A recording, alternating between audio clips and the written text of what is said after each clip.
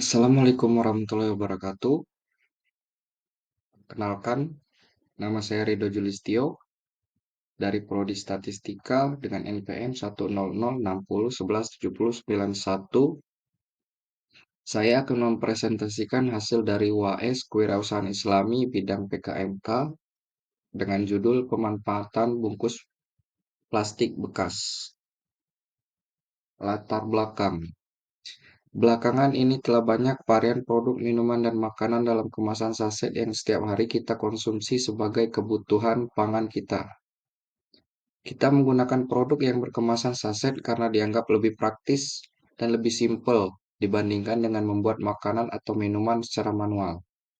Namun seiring dengan berkembangnya produk varian makanan dan minuman saset, berkembang pula limbah sampah dari bungkus makanan dan minuman saset tersebut di kehidupan sekitar kita, sehingga kita meningkatkan upaya membersihkan limbah tersebut baik dibuang, dibakar, dan sebagainya. Maka dari itu kelompok kami akan memulai sebuah usaha di mana usaha ini cukup menjanjikan, yaitu meminimalisir penggunaan plastik salah satunya dengan memanfaatkan bungkus saset minuman seperti kopi menjadi tas belanja atau barang lainnya, di mana saat ini pemerintah sedang berusaha meminimalisir penggunaan bahan plastik. Manfaat dari kegiatan usaha ini memberdayakan warga setempat, juga anak-anak lulusan SD, SMP, bahkan SMA di daerah Bengkulu yang dimana akan membantu perekonomiannya. Dalam sekali jual barang-barang seperti tas mempunyai harga jual yang cukup tinggi. Namun dalam hal ini kami ingin lebih berinovasi dalam hasil akhirnya, mungkin berupa dompet, tempat alat tulis, dan lain-lain. Urgensi bisnis. Di berbagai tempat terutama di desa banyak terdapat warung-warung kelontong yang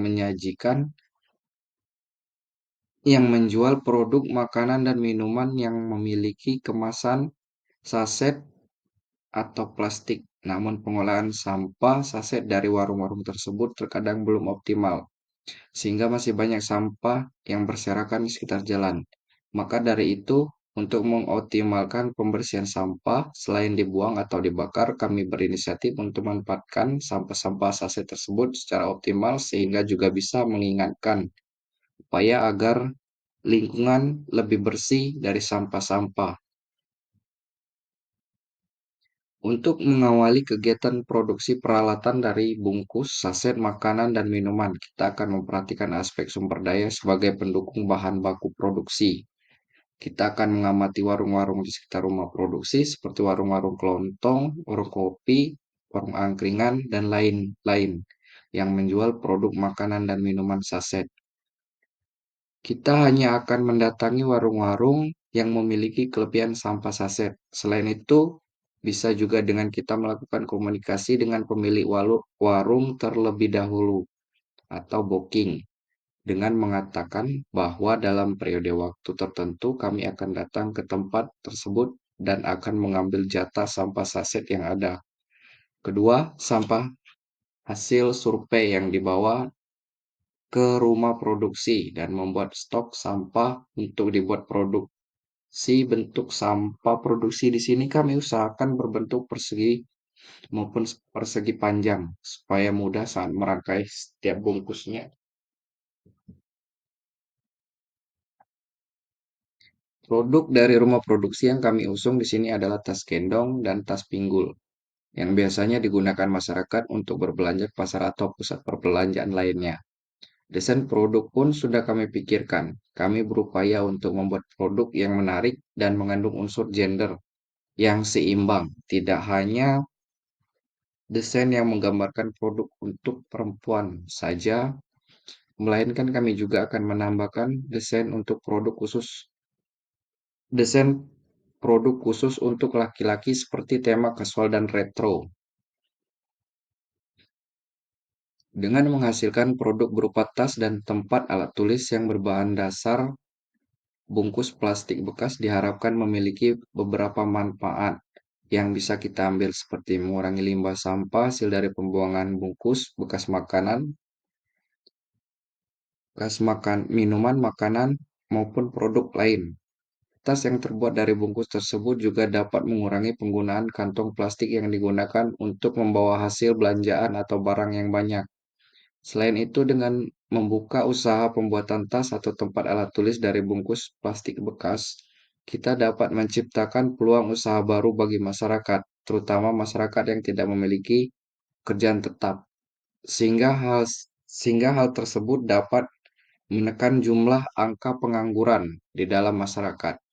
Misalnya, masyarakat bisa dipekerjakan sebagai juru jahit produk tersebut. Dan jika usaha mulai berkembang, akan membutuhkan tenaga jahit yang lebih banyak, sehingga peluang kerja kerja pun juga meningkat.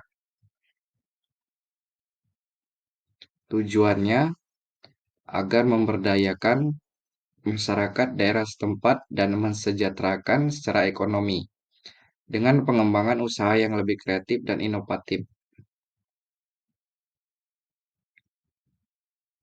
Tetapi ada juga kelemahan dalam proses pembuatannya. Yang pertama,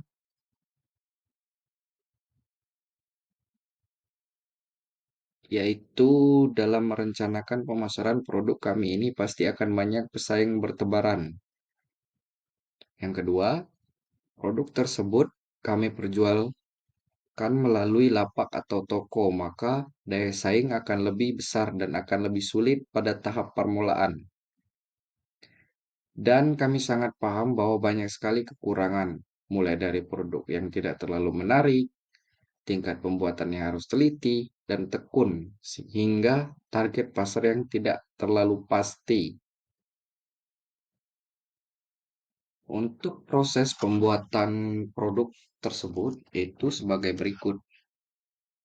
Proses produksi meliputi satu, mempersiapkan alat dan bahan untuk membuat sampel. Yang kedua, mendesain logo brand yang akan ditempelkan pada produk tas, jinjing, dan tempat pensil. Yang ketiga, mempersiapkan alat dan bahan untuk produksi. Yang keempat, membuat dan mengemas bahan produksi. Yang kelima, finishing dan pengecekan produk. Yang keenam, packing produk.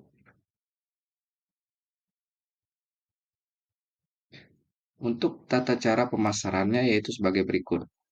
Yang pertama, segmentasi. Yang mana segmen sasaran usaha ini adalah masyarakat yang ada di Kota Bengkulu. Kemudian targetingnya, target market usaha adalah pada rentang usia 20 sampai dengan 50 tahun. Positioning.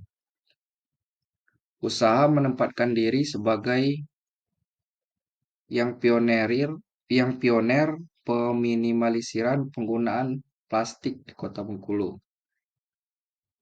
Kemudian strategi pemasarannya kami menggunakan dua cara, yaitu penyebaran informasi secara langsung dan informasi secara tidak langsung. Untuk penyebaran informasi secara langsung yaitu penyebaran ini dilakukan kepada kelompok atau individu, yaitu dari mulut ke mulut. Penyampaian langsung kepada kelompok dapat dilaksanakan dengan mengikuti berbagai pameran kewirausahaan ataupun seminar kewirausahaan. Sedangkan penyampaian langsung kepada individu dapat dilakukan secara langsung kepada individu yang bersangkutan. Kemudian, penyebaran informasi secara tidak langsung yaitu penyebaran informasi secara tidak langsung dapat melalui media sosial yang biasa disebut dengan strategi internet marketing seperti Facebook, Instagram, dan WhatsApp. Untuk mendapatkan produk bisa dilakukan dengan cara yaitu yang pertama dengan cara datang langsung ke tempat pembuatan. Yang kedua bisa pesan melalui kontak dari pembuat produk. Yang ketiga bisa melalui media sosial pembuat produk baik dari Facebook ataupun Instagram. Demikianlah hasil dari presentasi UAS Kewirausahaan Islami. Lebih dan kurang saya mohon maaf.